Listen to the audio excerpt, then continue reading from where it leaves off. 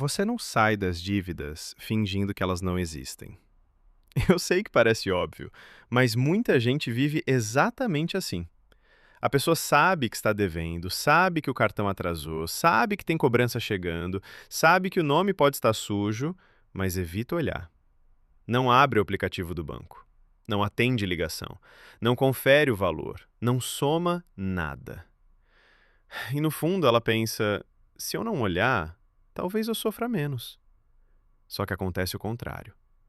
Quanto mais você foge da dívida, mais ela cresce dentro da sua cabeça. Ela deixa de ser apenas um número e vira ansiedade, vira vergonha, vira medo. Vira aquele peso que você sente quando deita a cabeça no travesseiro e lembra que tem coisa pendente.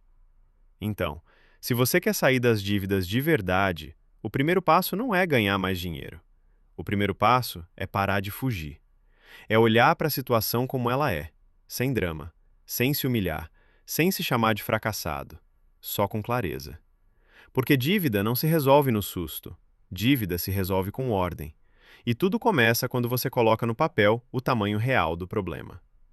Pegue uma folha, o bloco de notas do celular ou uma planilha simples e anote tudo: cartão de crédito, cheque especial, empréstimo, carnê, conta atrasada, dívida com loja, dívida com banco, dívida com familiar, tudo.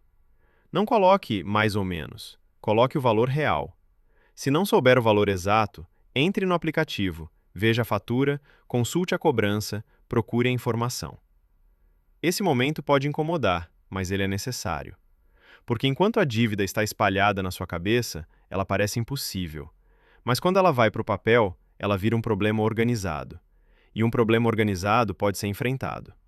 Depois que você listou tudo, vem o segundo passo. Você precisa entender quais dívidas estão te afundando mais rápido. Porque nem toda dívida é igual. Tem dívida que cresce devagar, e tem dívida que cresce como uma bola de neve. Cartão atrasado, cheque especial e empréstimos com juros altos geralmente precisam de mais atenção. São essas dívidas que tiram o seu fôlego mais rápido. Então, depois de listar tudo, organize por prioridade. Veja quais têm os maiores juros. Veja quais estão mais atrasadas. Veja quais estão te gerando mais cobrança. Veja quais podem virar um problema maior. A ideia aqui não é sair pagando qualquer coisa no desespero. É parar de apagar incêndio no escuro. Você precisa saber onde o fogo está maior. Só que aqui entra um cuidado muito importante. Não adianta descobrir suas dívidas e sair fazendo qualquer acordo. Esse é um erro que muita gente comete. A pessoa está desesperada, recebe uma proposta do banco e aceita na hora. Naquele momento parece alívio. Ela pensa: agora resolvi. Mas depois chegam as parcelas. E ela percebe que o acordo não cabe na vida dela. Aí atrasa de novo. A dívida volta, a cobrança volta, a vergonha volta. E a pessoa fica com a sensação de que nunca vai sair do lugar. Por isso, antes de aceitar qualquer acordo, faça uma pergunta simples: essa parcela cabe no meu mês real? Não é no mês ideal, não é no mês em que nada dá errado. É no seu mês real, com aluguel, com mercado, com luz, com água, com transporte, com remédio se tiver, com as contas básicas da casa. Se a parcela só cabe quando você aperta tudo ao extremo, ela não cabe. E acordo que não cabe no bolso vira outra dívida disfarçada. Depois disso, vem uma parte que muita gente não quer ouvir. Para sair das dívidas, você vai precisar ajustar o padrão de vida. Não tem como manter a mesma rotina que criou o problema e esperar um resultado diferente. Se todo mês você ganha um valor, mas vive como se ganhasse mais, a diferença vai sair de algum lugar. Vai sair do cartão, vai sair do cheque especial, vai sair de um empréstimo, vai sair de alguém que você pediu dinheiro emprestado. E é assim que a dívida cresce. Então você precisa olhar para a sua vida e perguntar: o que hoje está pesando demais para mim? Pode ser um carro que você não consegue manter. Pode ser delivery todo fim de semana. Pode ser assinatura que você nem usa. Pode ser compra por impulso. Pode ser mercado sem controle. Pode ser uma tentativa de manter aparência para os outros. E aqui não é sobre viver mal. É sobre viver dentro da sua realidade por um tempo para recuperar sua paz. Porque é melhor viver de forma simples, mas dormir tranquilo, do que tentar parecer bem enquanto seu dinheiro está desmoronando. Só que cortar gastos não resolve tudo sozinho.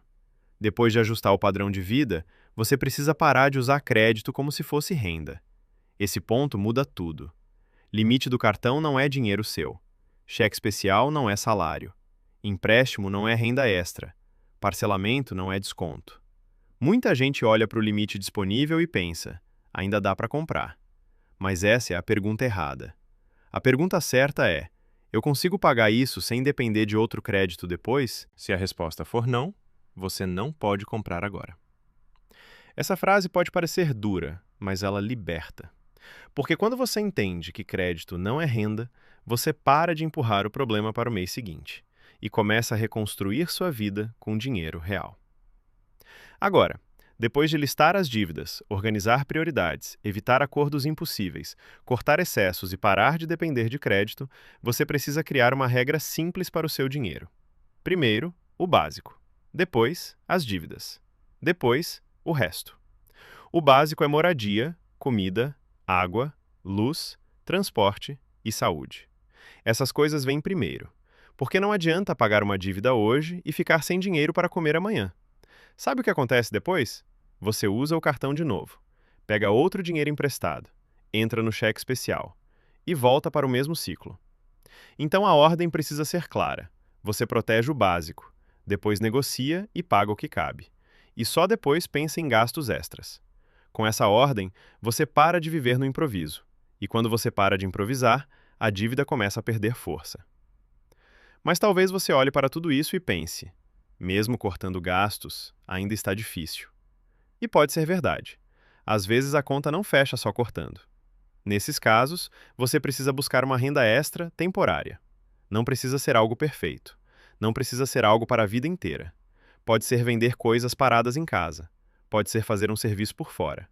Pode ser trabalhar algumas horas a mais. Pode ser oferecer algo que você sabe fazer. Pode ser pegar um trabalho temporário. A renda extra não precisa ser bonita. Ela precisa te dar fôlego, porque dívida tira oxigênio. E quando entra um dinheiro a mais, você ganha espaço para negociar melhor, quitar mais rápido e parar de viver sempre no limite. Depois que você começa a sair do sufoco, vem uma etapa que muita gente pula. E por pular essa etapa, acaba voltando para as dívidas. Você precisa montar uma reserva de emergência. Antes de pensar em investir, antes de pensar em comprar coisas novas, antes de voltar a parcelar, você precisa ter uma proteção, porque imprevisto sempre aparece. O pneu fura, a geladeira quebra, alguém fica doente, a renda cai, a conta vem mais alta.